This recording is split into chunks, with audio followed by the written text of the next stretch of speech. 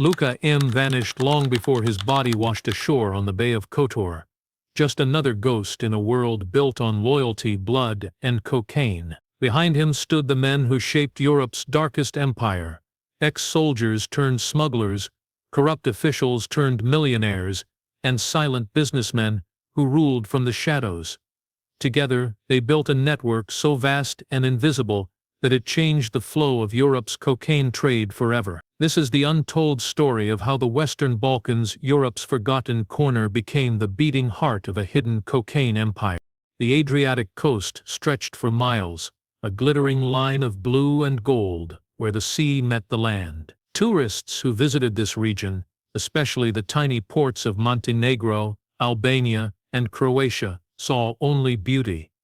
The air smelled of salt and grilled fish, boats drifted lazily on the waves, and families gathered near harbors, watching the sunset melt into the horizon.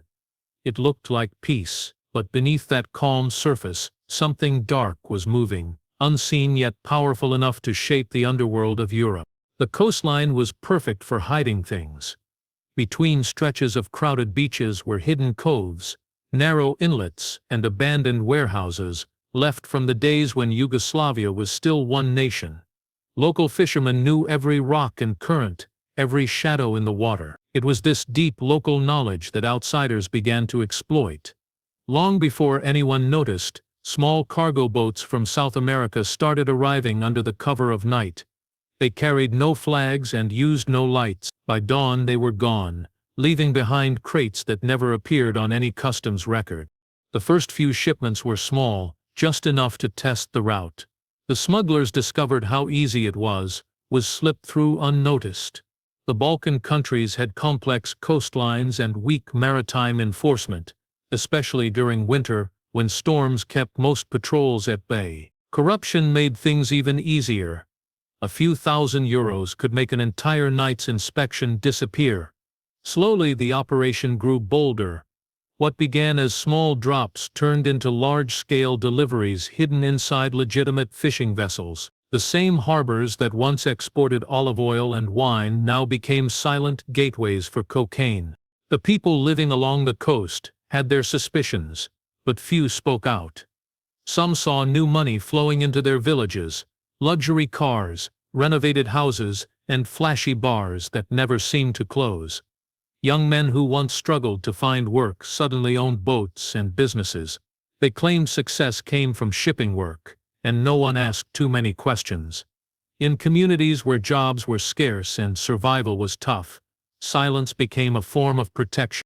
By 2010, the Western Balkans had quietly transformed into one of the most efficient smuggling corridors in Europe. Authorities in other countries were confused by the sudden rise of cocaine flooding into European cities, but they couldn't trace its source. The shipments didn't come through well-known ports like Rotterdam or Antwerp. They slipped in through smaller, forgotten docks that no one watched. The cocaine was then hidden in trucks, trains, and ferries, spreading across the continent before anyone could react. Behind it all was a web of people who blended perfectly with their surroundings. Fishermen, port workers, and local businessmen who appeared ordinary by day. Yet at night, they operated with precision and discipline. Radios crackled in secret codes, boats moved in synchronized patterns, and transactions were handled in total silence. The empire's foundations were being built in plain sight, invisible to outsiders but thriving under the watchful eyes of those who benefited from it. From the outside, the Adriatic still shimmered like a paradise, but deep within its calm waters lay the roots of Europe's hidden cocaine empire, a network that would soon rise from these quiet shores and reshape the criminal landscape of the continent. In 2015, something unusual began to appear on the monitors of European maritime surveillance teams. Cargo ships traveling from South America to Italy or Spain would suddenly vanish from radar near the Montenegrin coast. Their GPS signals would go silent for several hours, as if swallowed by the sea, before reappearing further along the route, perfectly on schedule but oddly lighter in the water. At first it seemed like a technical glitch, but the pattern became too regular to ignore. The disappearances always occurred in the same narrow stretch of water, an area notorious for unpredictable weather and poor visibility. What no one realized at the time was that this was the precise point where cocaine was being unloaded, transferred to smaller local boats, and carried into Europe through invisible channels. The operation was designed with remarkable precision. The big cargo ships carried legitimate goods, fruit, timber, and minerals, but hidden deep inside were sealed containers filled with cocaine bricks packed in waterproof layers. As the ships neared the Balkan coast, their crew received coded messages via satellite phones. Within minutes, the ships would kill their transponders, cutting off all tracking systems. Under the cover of darkness, smaller speedboats approached from hidden coves, guided only by faint flashes of light reflected off the waves. Within an hour, the cargo had changed hands. The drugs disappeared into fishing vessels that looked perfectly ordinary to anyone passing by. When the larger ships resumed their journey and their signals reappeared, everything looked normal on paper. Their manifests were clean, their cargo intact, and their routes consistent. Meanwhile, the cocaine was already being offloaded in isolated harbors along the Montenegrin and Albanian coasts. From there, it was hidden inside trucks or shipping containers heading north toward Italy, Austria, and Germany. Every move was rehearsed, every participant paid to stay silent. The plan was so efficient that for years, no one outside the network even suspected what was happening. Occasionally, small traces of the operation leaked into public view. A customs officer might find a container with strange markings, or a fisherman might report unusual boat activity at night. But nothing concrete ever surfaced. Those who asked too many questions often transferred to new posts, or simply vanished from their jobs. Local police forces lacked the equipment and funding to patrol the endless coastlines effectively. Many officers quietly accepted that the problem was beyond their control. The mystery deepened when European investigators began linking the timing of these signal disappearances to the arrival of cocaine shipments in major European cities. It was as if a ghost fleet was feeding the continent's drug demand from a hidden pipeline no one could trace. The Western Balkans had unknowingly become the perfect smuggling hub, a place where geography, corruption, and poverty created the ideal environment for organized crime. As the years passed, the network grew bolder. New captains joined the trade, drawn by the promise of easy wealth. Entire villages along the coast began to depend on this invisible economy. Families who once survived on fishing now relied on smuggling money, their livelihoods tied to the movement of illegal cargo. And while the world looked elsewhere, the disappearing ships continued to come and go, moving silently through the night, carrying the seeds of an empire that was only just beginning to rise. In the shadows of the Adriatic coast, where loyalty could mean survival and betrayal brought sudden death, a new order began to take shape. It was not a single cartel or organization, but a brotherhood of men bound by shared history, war, and ambition. They called themselves nothing officially, but others would later name them the Brotherhood of Shadows. These men were veterans of the Balkan Wars, soldiers who had seen destruction, chaos, and hunger.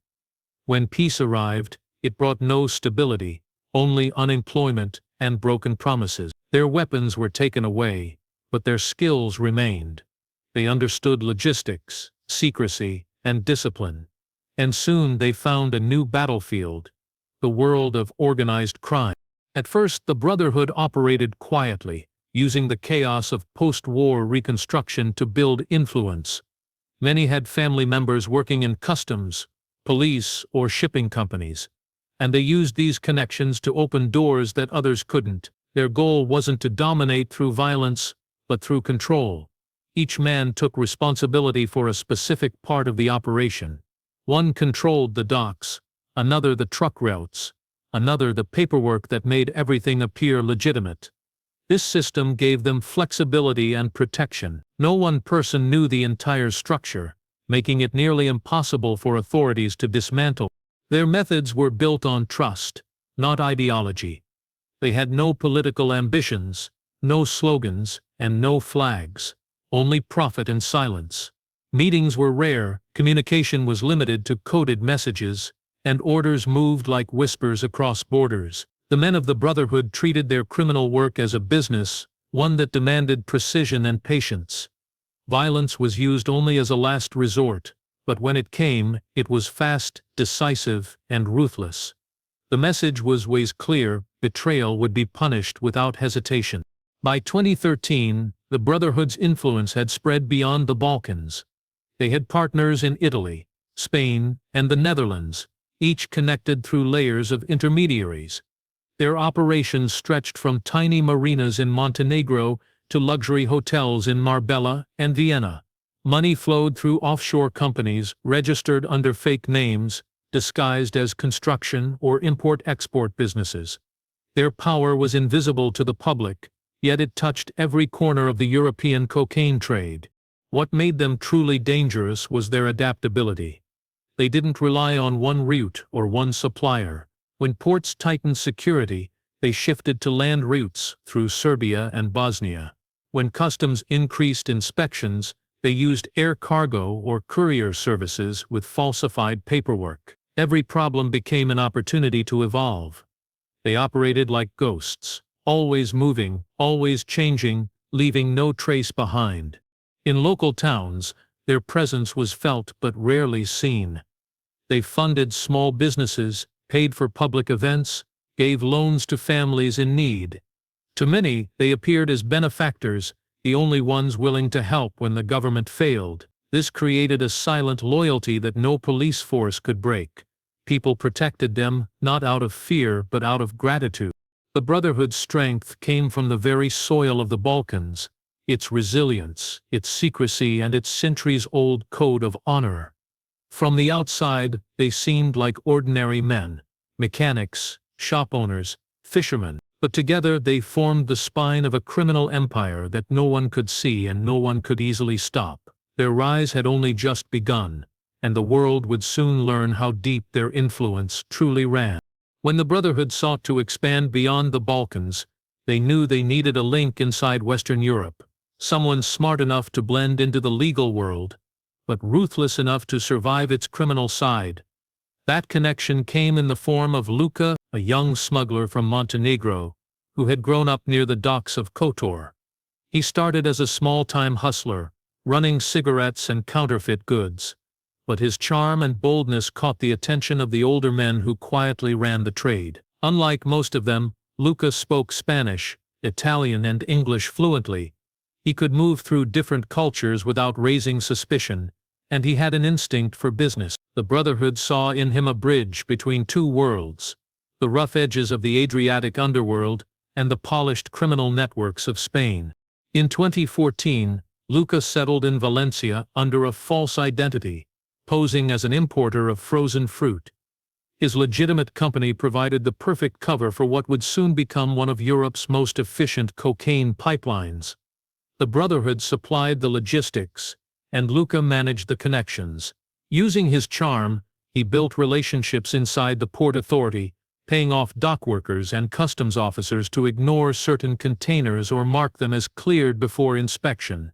The cocaine arrived hidden in sealed boxes of fruit pulp and frozen berries, carefully packed so that sniffer dogs could not detect it. Within months, Luka's shipments began to flow smoothly through the port. From Valencia, the drugs were moved to warehouses in Barcelona and Marseille, then distributed to cities across Europe: Paris, London, Amsterdam, and Berlin. Every week, millions of euros were made, and the money returned to the Balkans disguised as investments in tourism and construction. Apartment complexes, restaurants, and marinas began to appear along the coast, all funded by profits from this growing empire. Locals whispered about sudden wealth, but no one could trace where it came from. Luka's success made him a legend among smugglers. He dressed in expensive suits, drove luxury cars, and attended business conferences to maintain his public image. To the outside world, he looked like a young entrepreneur thriving in the European market, but behind the scenes he managed a criminal network that connected the jungles of Colombia to the streets of Europe. The Colombian cartels trusted him because he delivered results without noise or bloodshed. The Brotherhood trusted him because he brought money and respect. For a time, Luka was untouchable. But power attracts enemies.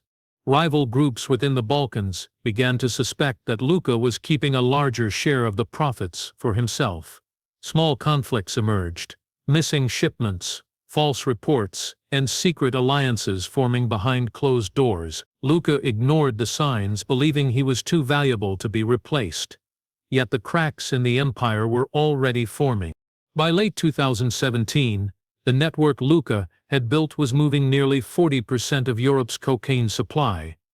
He had achieved everything he dreamed of, but his success had also drawn attention from both law enforcement and dangerous men within his own circle. The Spanish connection had made the Brotherhood rich, but it also made them vulnerable, and soon the empire that Luka helped create would turn against him in the most brutal way imaginable. The morning the body washed ashore near the Bay of Kotor was unusually calm. The sea was still, sky pale and clear, and the fishermen who found it thought at first it was just another drowned sailor. But when they pulled it from the water, they saw the neat, deliberate gunshots, 2 to the chest, 1 to the shoulder. The man was Luka M, the architect of the Brotherhood's Spanish connection and the mastermind behind their European expansion. His death sent shockwaves through the entire criminal underworld. For years, Luka had been untouchable. Now his body floating in the bay was a message, though no one could say for sure who sent it. Within days, rumors spread across Montenegro, Serbia, and Spain. Some said Luka had been killed for stealing from the profits. Others believed he was eliminated by rivals within his own organization, perhaps by men who once called him brother. What was certain was that his murder shattered the fragile unity that had held the Brotherhood together. The group that had once operated like a single organism split into 2 bitter factions, the Kavač Clan and the Škaljari Clan, each claiming to be the rightful heir to Luka's empire. The feud began quietly, with whispers and accusations, but it didn't stay that way for long. One by one, men began to disappear. Car bombs exploded in coastal towns once considered safe. In cities across Europe from Belgrade to Barcelona, gunmen carried out public executions in broad daylight. Cafes, parking lots, and luxury hotels became scenes of bloodshed. Local police forces were overwhelmed, struggling to contain a war that seemed to have no clear borders or rules. The violence didn't just destroy lives, it infected entire communities. Families fled, and businesses closed. The same towns that had prospered from smuggling money now lived under the constant shadow of fear. Behind the chaos, a deeper struggle for control was unfolding. Both clans wanted access to the same routes Luka had created: the ports, the warehouses, and the contacts with South American suppliers. Each side believed the other had betrayed them. The killings were not random, they were strategic, targeting those who controlled key parts of the smuggling infrastructure. Within 2 years, more than 50 men linked to the war had been murdered across Europe. The police launched massive investigations, but fear and corruption slowed every effort. Witnesses refused to speak, and evidence disappeared. Even when arrests were made, trials collapsed due to intimidation or lack of cooperation. Law enforcement agencies across Europe began referring to the conflict as the Invisible War, a hidden battle fought not for ideology but for money and power. Luka's murder had done more than end one man's life. It had unleashed a chain reaction that changed the face of organized crime in Europe. The Brotherhood no longer existed as a unified force. In its place stood 2 violent empires locked in a deadly cycle of revenge. Yet, as brutal as the war became, both sides continued to move cocaine across the continent using the same secret routes Luka had built. Even in death, his system lived on, feeding the trade that made the Western Balkans both feared and untouchable. While gunfire echoed through the streets of Kotor and revenge killings spread across Europe, the true architects of the empire remained hidden. They were the unseen hands guiding the chaos, men who had learned long ago that power was safer when invisible. These were not the street enforcers or the smugglers on the boats. They were businessmen, financiers, and former intelligence officers who had turned their expertise into control. They operated from the shadows, watching the war between the clans unfold like a distraction that kept police and the public occupied. Beneath the noise, their empire continued to grow quietly, untouched and expanding deeper into the heart of Europe. Their operations became known among investigators as the Hidden Kingdom. It had no borders, no headquarters, and no official leader. Instead, it functioned through layers of offshore companies, coded communications, and trusted intermediaries. The men behind it lived far from the violence, in penthouses, in Vienna, Zurich, and Dubai, where they laundered millions through real estate, art, and cryptocurrency. From their secure locations, they directed every movement, the timing of shipments, the distribution networks, the financial channels that turned cocaine into clean profit. They never touched the drugs themselves, yet they controlled every gram that moved across the continent. What made this hidden network so powerful was its use of technology and corruption. The leaders understood that loyalty could be bought more easily than enforced. Customs officers, shipping agents, and even low-level politicians were paid monthly gifts to look the other way. When money wasn't enough, blackmail ensured compliance. Some officials found compromising photos or videos leaked online after refusing cooperation. Others simply disappeared. In the Balkans, silence had always been a form of survival, and the Hidden Kingdom turned that silence into its greatest weapon. To move cocaine efficiently, they used innovations that seemed almost cinematic. Submarines built in Colombia were equipped with GPS trackers and remote systems, allowing them to cross the Atlantic autonomously. The cocaine was packed in specialized containers that released no scent and were disguised as coffee, cocoa, or industrial chemicals. Corrupt airline workers smuggled smaller amounts inside diplomatic cargo or private jets. Every link in the chain was ensured. If one shipment was lost, 10 more would succeed. Meanwhile, public attention remained fixed on the gang war between the Kavač and Škaljari clans. Each new killing filled newspapers, distracting everyone from the deeper truth that the real power no longer rested in Montenegro or Serbia, but in the boardrooms of Europe's financial capitals. The Hidden Kingdom had evolved beyond traditional organized crime. It operated like a multinational corporation, where profit reports replaced loyalty oaths and bribes replaced. For investigators, the challenge was immense. Every time a lead surfaced, it dissolved into layers of fake identities, encrypted servers, and ghost companies. Witnesses feared for their lives, and digital evidence vanished faster than it could be traced. The deeper authorities dug, the more the truth seemed to slip away. To them it felt as if they were chasing shadows cast by men who no longer existed in any legal sense. And as Europe tried to understand the scale of what it was facing, the Hidden Kingdom continued to thrive in silence, its leaders untouched, its money clean, and its empire stronger than ever. In 2022, a quiet revolution began inside Europe's law enforcement networks. For years, investigators had been chasing ghosts, names that changed, phone numbers that vanished, and bank accounts that led to nothing. The Hidden Kingdom seemed untouchable, but then, by chance and persistence, a breakthrough came. French and Dutch authorities had secretly infiltrated an encrypted communication platform used by organized crime groups worldwide. The network, known as SkyECC, contained millions of messages between traffickers, smugglers, and their financial backers. Among them were the encrypted conversations of the Balkan network, the very men who believed their system was unbreakable. When the first decoded messages appeared on investigator screens, disbelief turned into shock. Every detail of the cocaine empire lay exposed: routes, payments, locations, and even photographs of drug shipments being loaded. It was like opening a secret diary of Europe's underworld. Within weeks, law enforcement agencies from 15 countries launched coordinated raids. Warehouses in Spain, Italy, and Belgium were stormed at dawn. Cargo containers filled with coffee beans were seized, revealing tons of cocaine carefully hidden inside. In Montenegro and Serbia, police arrested men who had long been rumored to control the ports, men once believed untouchable.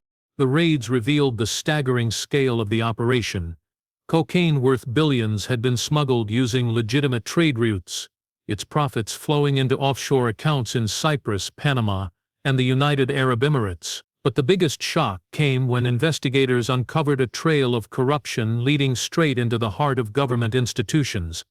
Among the encrypted messages were conversations between traffickers and senior customs officials, police commanders, and even political advisors. They had been paid to protect shipments, destroy evidence, and warn smugglers about upcoming inspections. The illusion of law and order had been quietly compromised for years. In some cities, the arrests were celebrated as a major victory. News headlines called it the fall of the untouchables. Images of handcuffed men in designer suits filled television screens. Yet behind the scenes, investigators knew it was only a partial victory. Many of the real decision-makers, the financiers and coordinators living abroad, had already moved their operations to new jurisdictions. Their money was safe, hidden in complex digital transactions that crossed borders faster than any investigation could follow. Still, for a moment, it seemed the tide was turning. Tons of cocaine were confiscated, hundreds of suspects detained, and for the first time the Balkan cartel's inner structure had been mapped out in detail. The European Union formed a special task force dedicated to dismantling what remained of the network, but as months passed, the investigation began to stall. Witnesses recanted statements, servers went offline, and court cases dragged into silence. In some countries, arrested officials were quietly released, their charges reduced or dismissed. The hidden kingdom had been wounded, but it wasn't dead. Like a hydra, every time one head was cut off, two more appeared. The men behind the empire had spent decades mastering the art of survival. They knew how to disappear, how to wait, and how to rebuild. And as law enforcement celebrated its victory, deep in the shadows of Europe, the remaining leaders were already laying the foundations for their next move. Even after the massive arrests of 2022, the cocaine trade through the Western Balkans refused to die. The network had been fractured, but its spirit remained alive in the younger generation. Men who had grown up watching the old clans rule the coastline with wealth and fear. They had seen the power, the cars, the houses, and the respect. And though many of their mentors were dead or imprisoned, the lesson they had learned was clear. There would always be demand, and someone would always step in to supply it. What began as a shadow of the old brotherhood soon evolved into a new kind of empire. Smaller, faster, and far more adaptable to the digital world. These new traffickers no longer relied on fishing boats or hidden coves. They worked with encrypted networks, cryptocurrency wallets, and global shipping logistics. They used drones to scout coastlines and satellite maps to plan drops. The trade had become modern, sophisticated, and almost invisible. The cocaine moved in smaller, smarter shipments, hidden inside car parts, industrial machinery, and even humanitarian aid containers. The Western Balkans remained the perfect gateway, a crossroads between East and West, where borders were porous and money could vanish overnight. Law enforcement agencies continued to make arrests, but it was like trying to hold water in their hands. Every time one group was caught, another emerged under a different name, using new technology and cleaner methods. The old clans had relied on loyalty and blood. The new ones relied on data and encryption. Yet beneath the surface, the same principles remained: power, silence, and survival. From small coastal towns to the luxurious streets of Zurich and Dubai, the flow of cocaine continued, its profits feeding the same cycle of corruption that had always protected it. Ordinary people rarely saw the faces behind it anymore. The violence that once filled the news had faded into the background, replaced by a quiet efficiency that made the trade nearly invisible. Nightclubs in Berlin, warehouses in Antwerp, and private villas along the Adriatic all became part of the same web, each connected, each benefiting from a product that never stopped moving. The war between the Kavač and Škaljari clans had ended in exhaustion, but their legacy remained, buried deep within the systems they built. For investigators, the challenge was no longer catching smugglers at sea, it was following invisible money through offshore accounts and crypto wallets. The cocaine itself was only part of the empire. The real power lay in financial networks that stretched across continents. In this new era, criminals didn't just move drugs, They moved wealth, influence, and silence. The Western Balkans had become more than a smuggling corridor. It was now the financial artery of Europe's hidden cocaine economy. In the end, the empire survived not because of its violence, but because of its ability to disappear. The faces changed, the methods evolved, and the routes shifted. But the trade endured, quiet and relentless. On the surface, the Adriatic coast still sparkled with beauty, tourists sipping coffee by the sea, fishermen mending their nets, children playing by the shore. Yet beneath that calm, the same undercurrent pulsed through the region, invisible but powerful. The cocaine empire of the Western Balkans had learned to live in the shadows, and in those shadows it continued to thrive, unseen, unbroken, and eternal.